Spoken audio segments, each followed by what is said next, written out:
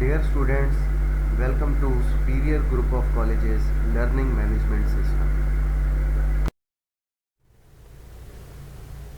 Dear students, आज हम अपने फर्स्ट चैप्टर का तीसरा लेक्चर जो है वो पढ़ेंगे। आज के जो टॉपिक्स हमने कवर अप करने हैं वो है आइसोटोप और दूसरा है रिलेटिव अबंडेंस।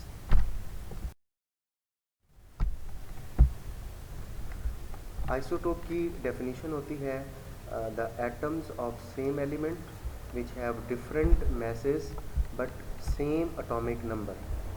कि जी आइसोटोप्स जो हैं वो एक ही एलिमेंट के एटम्स होते हैं जिनका एटॉमिक मैस तो डिफरेंट होता है लेकिन उनका जो एटॉमिक नंबर होता है वो सेम होता है।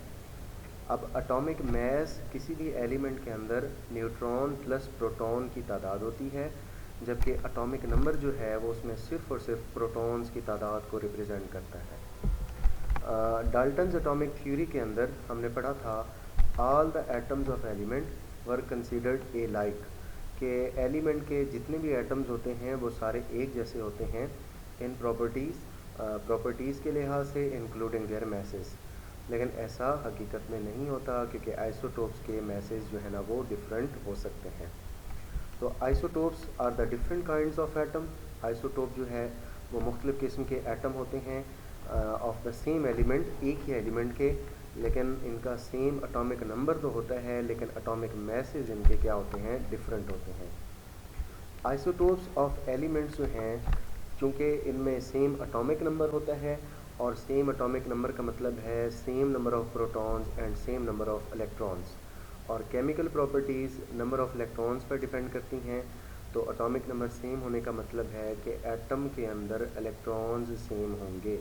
जब इलेक्ट्रॉन्स वैलेंस शेल के अंदर सेम होंगे तो उनकी केमिकल प्रॉपर्टीज़ भी सेम हो जाती हैं, और पीरियोडिक टेबल के अंदर इसकी जो पोजीशन होती है due to same atomic number, तो मॉडर्न पीरियोडिक टेबल में इनकी जो पोजीशन होगी या इसकी जो जगह होगी आइसोटोप की वो भी एक होगी या सेम होगी। तो आइसोटोपी का जो फिनोमिना था कि एलिमेंट का एक से ज़्यादा एटम्स की शक्ल में पाया जाना, तो इसको डिस्कवर करने वाला एक साइंटिस्ट था जिसका नाम था सोडे।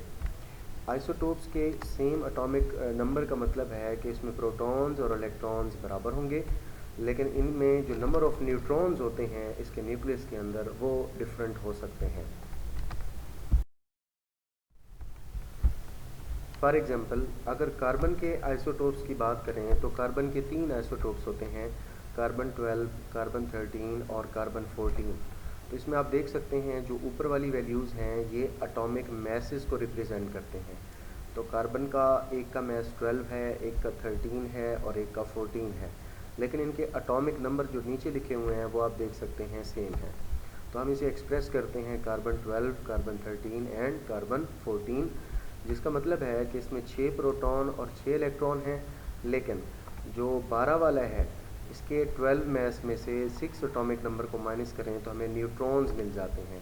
या आपने एक फार्मूला भी पढ़ा होगा, number of neutrons is equal to A minus Z. A होता है एटॉमिक मैस और जी होता है एटॉमिक नंबर। तो 12 में से 6 को माइनस करें तो इसमें 6 न्यूट्रॉन होंगे, 13 में से 6 को माइनस करें तो इसमें 7 न्यूट्रॉन्स होंगे, और अगर 14 में से 6 को माइनस करें तो इसमें 8 न्यूट्रॉन्स होंगे रिस्पेक्टिवली। इसी तरह से हाइड्रोजन के 3 आइसोटोप्स होते हैं बड़े मशहूर वाले, H11, H21 और H31, जिनको हम नाम देते हैं प्रोटियम, ड्यूट्रियम और ट्रिटियम। इसी तरह से ऑक्सीजन के 3 आइसोटोप्स होते हैं, ऑक्सीजन 16, 17 और 18। निकल के 5 आइसोटोप्स होते हैं, जबकि कैल्शियम और प्लाडियम के 6 आइसोटोप्स होते हैं, कैडमियम के 9 होते हैं, और टिन एक एलिमेंट है जिसके 11 आइसोटोप्स जो है ना वो एग्जिस्ट करते हैं।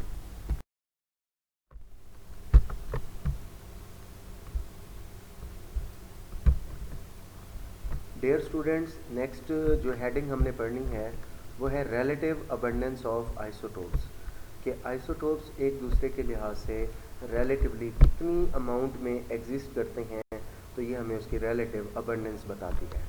इसकी डेफिनेशन है the percentage natural occurrence of N isotope of an element, कि एक एलिमेंट के एक आइसोटोप की जो नेचुरली परसेंटेज एग्जिस्ट करती है ये उसकी कहलाती है relative abundance. The isotopes of all the elements have their own natural abundance. तमाम एलिमेंट्स के जितने भी आइसोटोप्स होते हैं हर एक की अपनी नेचुरल अबंडेंस होती है, और किसी भी पर्टिकुलर एलिमेंट की जो प्रॉपर्टीज़ होती हैं जो कि हमारे इस लिटरेचर के अंदर या हमारी बुक में मेंशन है, वो ज़्यादातर मैच होती हैं most abundant isotopes of an element के साथ, कि जिस एलिमेंट के जितने आइसोटोप्स ज़्यादा अबंडेंटली पाए जाते हैं वही हमारी बुक में मेंशन है. फॉर एग्जांपल, अगर हम नेचुरल अबंडेंस ऑफ कुछ सम कॉमन एलिमेंट्स की अगर हम बात करें तो इसमें कुछ एलिमेंट्स के नाम दर्ज झैल हैं, जैसे हाइड्रोजन है, कार्बन है, नाइट्रोजन है, oxygen, sulphur, chlorine and bromine. तो आगे इनके जो है ना आइसोटोप्स दिखाए गए हैं, फिर उनकी हर एक की नेचुरल अबंडेंस वो रिस्पेक्टिवली बताई गई है. जो पहले है उसकी अबंडेंस पहले दी गई है और जो बाद में लिखा हुआ है उसकी परसेंटेज बाद में है, और इनके AMU के अंदर जो एटॉमिक मैसेज हैं वो भी यहाँ पर तरतीब के साथ में. ओके, अगर हम आइसोटोप्स की टोटल स्ट्रेंथ की बात करें, टोटल तादाद की बात करें, तो अब तक के जितने भी डिस्कवर्ड आइसोटोप्स हैं उनकी टोटल तादाद 580 है. अब ये जो 580 आपके आइसोटोप्स हैं इनको डिवाइड करते हैं 2 कैटेगरीज़ के अंदर, जिनमें से 280 यानी 280 नेचुरल हैं, जबकि 300 आर्टिफिशियल हैं, और ये आर्टिफिशली क्या होते हैं, रेडियो एक्टिव एलिमेंट्स हैं या अनस्टेबल हैं. इन सब को आर्टिफिशियल डिसइंटीग्रेशन या आर्टिफिशियल रेडियो एक्टिविटी के प्रोसेस से बनाया गया है. यही वजह है कि ये जो 300 आइसोटोप्स हैं ये स्टेबल नहीं हैं, बल्कि इनमें से भी रेडिएशंस इमिट होती रहती हैं. अगर हम इन नेचुरल आइसोटोप्स की बात करें तो इसमें से 240 आइसोटोप्स ऐसे होते हैं जो नॉन रेडियो एक्टिव हैं, यानी वो 240 आइसोटोप्स स्टेबल हैं, जबकि इसमें से 40 नेचुरल ऐसे आइसोटोप्स हैं जो नेचुरली रेडियो एक्टिव हैं. तो ये इस तरह से आइसोटोप्स की डिस्ट्रीब्यूशन है into 2 categories which are known as natural and artificial isotopes.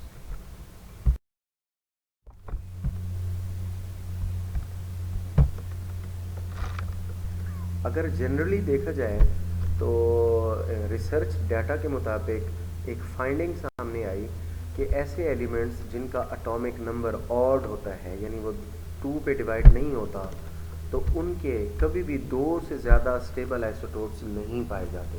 यानी ऑड वाले जो है ना वो कम अबंडेंट होते हैं, उनकी अबंडेंस ज़्यादा नहीं होती. लेकिन ऐसे एलिमेंट्स जिनका एटॉमिक नंबर इवन होता है, यानी ये 2 पर डिवाइड हो सकते हैं, तो इनके generally large number of isotopes होते हैं, यानी ये आइसोटोप्स की ज़्यादा तादाद रखते हैं. और ऐसे आइसोटोप्स जिनका मैस जो है ना वो 4 का मल्टीपल है, यानी जिनके मैसेज 4 को मल्टीप्लाई करने से हासिल हों, जैसे कि ऑक्सीजन है 16 पे, मैग्नीशियम है 24 पे, सिलिकॉन 28, कैल्शियम 40 और आयरन 56. तो ये 4 का मल्टीपल मैस रखने वाले 5 आइसोटोप्स ऐसे हैं जो अर्थ क्रस्ट का या ज़मीन के ऊपर वाले हिस्से का 50% हिस्सा बनाते हैं. और इन 240 आइसोटोप्स में से जो नेचुरली एग्जिस्ट करते हैं, इनमें से 154 ऐसे एलिमेंट्स हैं जिनका इवन मैस है और इवन एटॉमिक नंबर है. लेकिन जो 86 हैं, यानी जो तादाद में कम है, उनका जो मैस है वो क्या है, ऑड.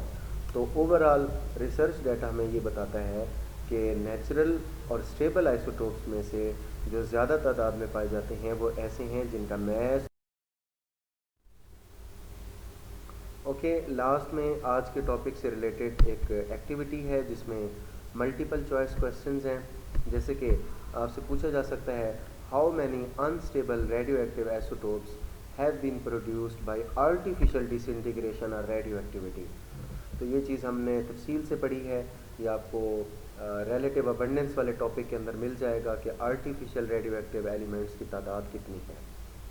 उसके बाद सेकंड MCQ है कि 280 आइसोटोप्स में से जो नेचुरली एग्जिस्ट करते हैं उसमें से कितने आइसोटोप हैं जिनका एटॉमिक मैस और एटॉमिक नंबर जो है वो इवन है. उसके बाद पलाडियम के नंबर ऑफ आइसोटोप्स कितने होते हैं ये भी हमने पढ़ा है.